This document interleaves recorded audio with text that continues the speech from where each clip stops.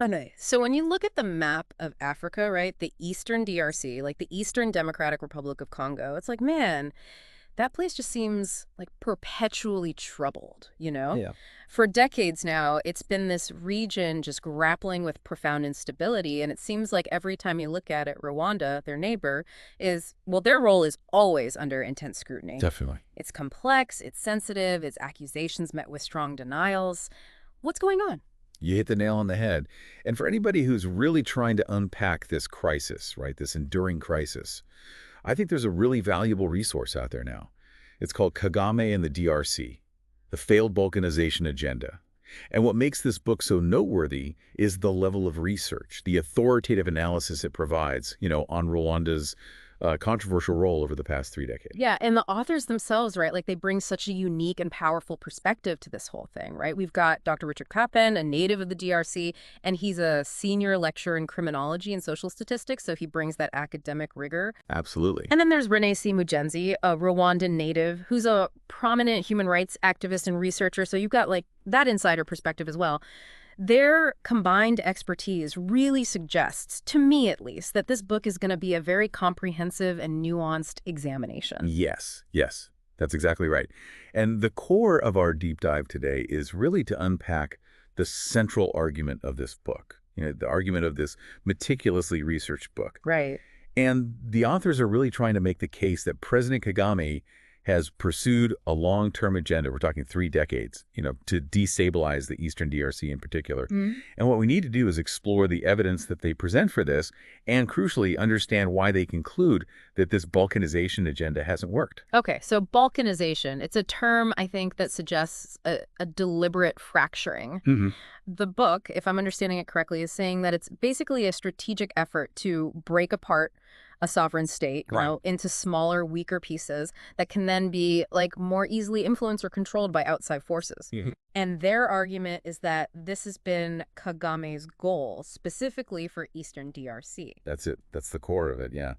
And to back this up, they use a pretty substantial amount of evidence, it seems. News reports, academic studies, and given who they are and their backgrounds, probably a lot of insights from their own networks and experiences. Right, like they're not just like armchair analysts. Right. That's exactly. It's not just opinion. It's framed as like a serious investigation. Yeah.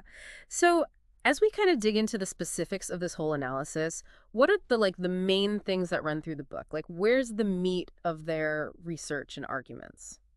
There are a couple of big key areas. First, they really focus on Rwanda's support for all these different rebel groups. Groups like RCD Goma, CNDP, and even the more recent one, M23. Yeah.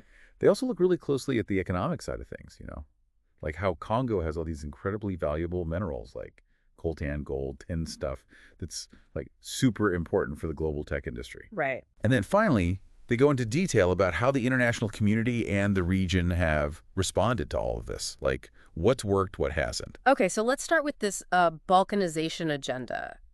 Based on their research, what exactly do they say Rwanda has been trying to do in the Eastern DRC? Like, what's the goal here? So their main thesis, which they back up with all this research, is that Rwanda's interventions in the DRC, especially under Kagame, have been about one thing: weakening the Congolese state.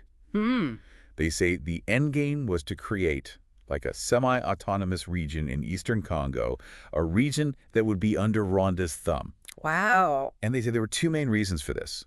1, to beef up Rwanda's own security. And 2, and maybe even more importantly, to get a piece of that economic pie. So like security and resources. Classic combo. Right. But the thing is, the Rwandan government always denies this. Yeah, they vehemently deny it every time. So how do the authors square that with their findings? Yeah, how do they deal with that? Well, they acknowledge those denials up front, But then they go on to present what they say is like rock-solid evidence to the contrary, detailed accounts of role and support for these rebel groups, proof of them exploiting the region's resources.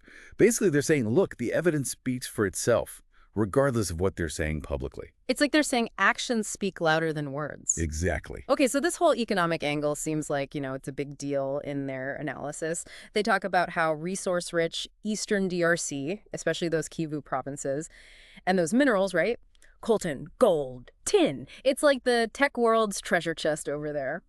How does the book connect these resources to this balkanization thing? They're saying it's a primary motivator, a driving force. Like, these minerals are so valuable, they're essential for all our gadgets and stuff, and Rwanda wants in on that action. Yeah, that makes sense. And the way they do it, according to the book, is by supporting these rebel groups who take over the mines. Then they can smuggle all those minerals back into Rwanda and make a killing. So it's like a proxy war fueled by, like, smartphone parts. Basically, yeah. Yeah. And it's super lucrative, too. Now, Kagame, he's always said that Rwanda's only involved for security reasons. You know, they got to protect themselves from groups like the FDLR. Mm-hmm. How does the book handle that explanation? They don't completely dismiss the security concerns, especially when it comes to the FDLR, a group tied to the genocide. Right. But they're basically saying, look, the scale of Rwanda's involvement, the fact that they're always focused on these resource-rich areas, it just doesn't add up. So they're saying it's more than just self-defense. Right. They're implying that the FDLR threat is sometimes played up to cover up these other goals. Okay, so it's like a convenient excuse. You could say that, yeah. There's this part in the book, right, where they talk about that time in 1998 when Rwandan-backed rebels tried to take Kinshasa. Oh, yeah, that's a big one. That's like hundreds of miles from the Rwandan border, right? Like 1,000 miles, yeah. Doesn't that kind of contradict the whole just protecting our borders thing? Absolutely. They bring up this failed attempt to show that it wasn't always about just security. Right. And it's interesting because they say that after this failed invasion, when SADC forces stepped in, Rwanda shifted its strategy.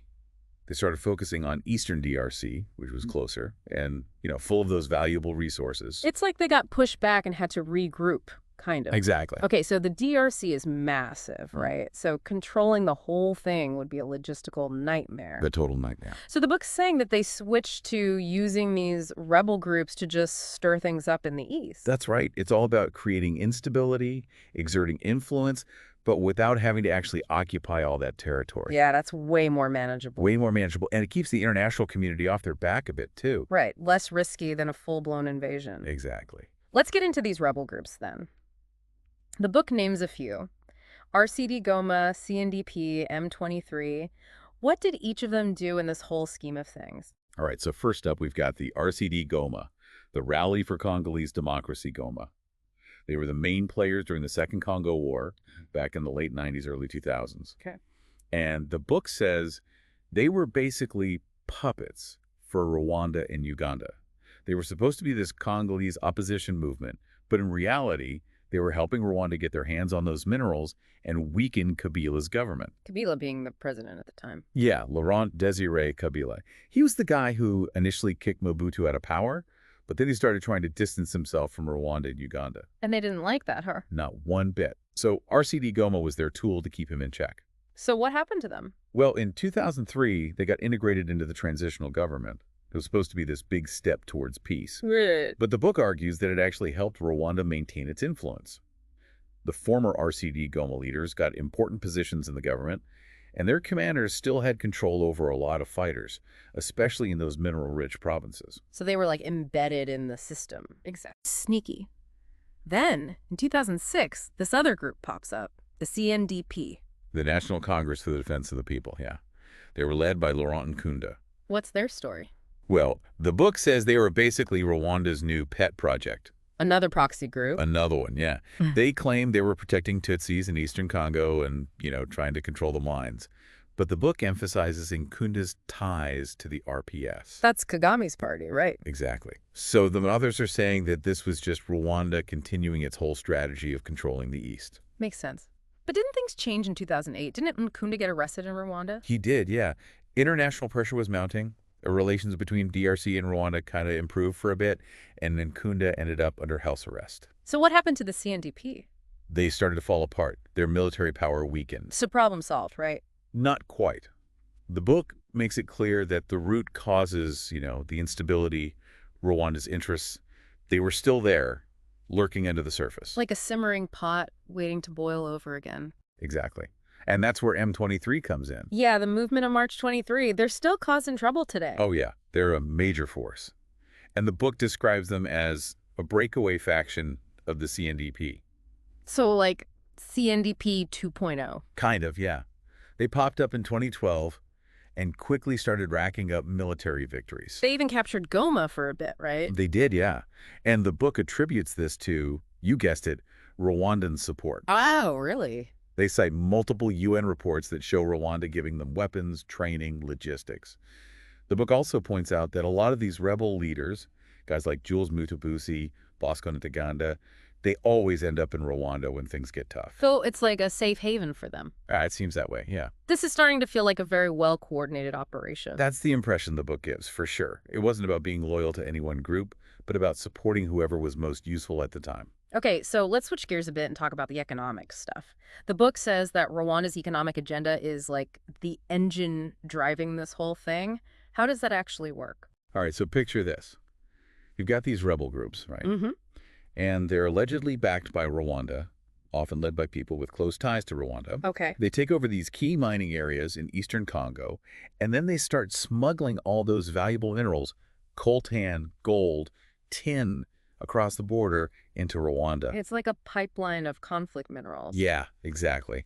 And the book presents a lot of evidence, from reports, investigations, showing just how established and profitable this trade is. This is where the whole conflict minerals thing comes in, right? Like, the world knows these minerals are funding violence, so there have been efforts to regulate the trade. Absolutely. The book talks about the Dodd-Frank Act in the U.S., which tried to make companies more transparent about their supply chains. But it sounds like those efforts haven't been super successful. Yeah, that's the implication. The conflict's still going on. The minerals are still flowing. It seems like it's been tough to really shut down the illegal trade. Yeah, that makes sense. It's a complex global supply chain, and there are probably a lot of loopholes. Right, exactly. And the book even gives specific examples, like in May 2024, when M23 captured that ruby mining town. I remember reading about that. Well, the authors linked that directly to the coltan trade in that region. Like, they're saying M23 was after the coltan, and the rubies were just a bonus. So even though the rubies made headlines, the real prize was the coltan. That's what they're arguing, yeah. And they also talk about that satellite imagery from September 2024 showing a widened road near the Kabumba border crossing. Between DRC and Rwanda. Yeah. And they're saying that this road was probably upgraded to make it easier to transport all those minerals into Rwanda. So it's like they're building infrastructure to support the smuggling. Exactly. Wow. It all really paints this picture of a conflict fueled by greed, doesn't it? It does. And it underscores the point that for anyone trying to understand why this conflict keeps dragging on, the economic motives are a huge part of the story. Okay, so the book's called The Failed Balkanization Agenda, right? Which means that despite all this effort, all these years, this plan to break up Eastern Congo didn't work. Why not? What went wrong? Well, they lay out three main reasons. The first is international pressure. The UN reports exposed what Rwanda was doing, and that led to a lot of condemnation. Right. Some countries, like the US and the UK, even suspended military aid to Rwanda for a while, both in 2012 and then again in early 2025, after Goma and Bukavu fell. So the international community did take some action. They did, yeah. And the UN also imposed targeted sanctions with Resolution 2723, which went after specific individuals and groups involved in the conflict. So it wasn't just talk, there were actual consequences. Right. And the book argues that this pressure, even if it wasn't always consistent, did make it harder for Rwanda to get away with what they were doing. They couldn't just act with impunity. Exactly. Okay, what's the second reason for the failure? Regional resistance. The Southern African Development Community, SADC, really stepped up. Countries like South Africa, Tanzania, Malawi, they intervened in 2013 with the Force Intervention Brigade, the FIB. The FIB, yeah, they had a more aggressive mandate than traditional UN peacekeepers. Exactly. They could actually fight back against the armed groups. And they were a big part of why M23 got defeated back then. And SADC is still involved today with their mission, SAMO DRC, which they deployed in late 2023. So it's like a regional commitment to protect the DRC. Absolutely. They're saying, we're not going to let you carve up this country. Right. And what about the East African community, the EAC? What role have they played? The book acknowledges their efforts, too. They've been involved in trying to stabilize the region as well. Okay, so you've got international pressure, you've got regional resistance. What's the third factor? Local resistance. The people of Eastern Congo themselves. The book emphasizes that these rebel groups, they never really managed to win over the hearts and minds of the locals. Yeah, if they're seen as puppets of Rwanda, that's not going to go over well. Exactly. People saw them as outsiders, serving foreign interests. And that lack of support, that lack of legitimacy, really weakened them in the long run. So even if Rwanda could provide them with weapons and training, they couldn't win the people over. That's right. And that's a crucial point because without the support of the local population, it's really hard to establish lasting control. Okay, so the book says the Balkanization plan failed, but things are still pretty messed up in eastern DRC. M23 has been making a comeback since 2020. What does the book say about that? They suggest that Rwanda might be changing its strategy, like maybe they've realized that outright balkanization is off the table. So what are they doing instead? The book argues that they might be shifting towards a strategy of like perpetual conflict, keep things simmering, use the instability to their advantage. Well, why would they do that? Well, for one, it keeps them at the negotiating table. They can use ceasefires and talks to maintain their influence and keep those resources flowing. So it's like a way to keep their foot in the door. Exactly. And the book points out that the current peace processes, like the Nairobi and Luanda talks, they've been stalling. Which plays right into Rwanda's hands. That's the implication, yeah. If there's no real progress towards peace, then Rwanda can keep exploiting the situation. It's a pretty cynical strategy. It is, but it's also pretty effective, unfortunately. Let's talk more about the international response. We've touched on the condemnation, the sanctions, but the book seems to have a somewhat critical view of how effective those measures have been. Yeah, they point out that there were earlier attempts to bring peace to the region, like the Lusaka ceasefire agreement and the Pretoria Accord. But those didn't really stick, did they? Not really. Rwanda's involvement continued. And the book highlights the UN group of experts reports, which have been really important in documenting what Rwanda's been up to. But it sounds like they're saying that the international community hasn't done enough. That's the gist of it, yeah. They argue that there's been a lack of sustained and impactful action to hold Rwanda accountable. So it's like a slap on the wrist, Yeah. but not much more. Yeah, kind of. And they also talk about the use of aid as leverage. There have been times when aid to Rwanda has been suspended, but the book argues that it hasn't been enough to really change their behavior. Why not? Well, they point out that Rwanda has this image, right? They're seen as a stable country, they contribute to peacekeeping missions, and the book suggests that this has made the international community hesitant to take more drastic measures. It's like their good deeds are giving them cover. That's the argument, yeah. And they contrast this with SADC's intervention, which they say has been much more forceful and effective. Okay, so throughout all this, Rwanda has maintained its innocence. They've denied any involvement in destabilizing the DRC. What's their story? What's their explanation for all this? They got a pretty consistent narrative, They say they're just protecting their national security. Right, the FDLR threat. Exactly. They say the FDLR is a real danger, and the DRC government isn't doing enough to deal with them. And they also talk about the risk of ethnic cleansing against Tutsis in Congo. Yeah, that's another big part of their narrative. They're basically saying they have to intervene to protect their people. But the book argues that this is all just a smokescreen, right? That's what they're saying, yeah. Yeah. They acknowledge that Rwanda might have some legitimate security concerns, but they're saying that the scale of their involvement, the focus on those resource-rich areas, it points to something much bigger, a more strategic agenda. And that agenda is ultimately about control and resources. Exactly. It's fascinating, though, right? How they've managed to maintain this narrative for so long. It is. And the book talks about how the DRC government initially tried to improve relations with Rwanda, through diplomacy and economic cooperation. But that didn't really pan out, did it? No, it didn't. Tensions flared up again, the conflict reignited, and the book suggests that Rwanda might have deliberately sabotaged those efforts to keep the conflict going. Wow, that's pretty bold. It is. And they also point out that the international community has been, hesitant to really call Rwanda out. Because of their image, their history. Exactly. It's like they get a pass because of the genocide. That's the argument, yeah. And the book criticizes that, saying that it allows Rwanda to continue acting with impunity. Before we wrap up, the book also mentions Uganda's role in all this. What's their deal? Yeah, they were involved too, especially early on. They were working alongside Rwanda in a lot of ways. And they had their own reasons for getting involved, right? Absolutely. They had their own security concerns, mainly with the ADF, the Allied Democratic Forces.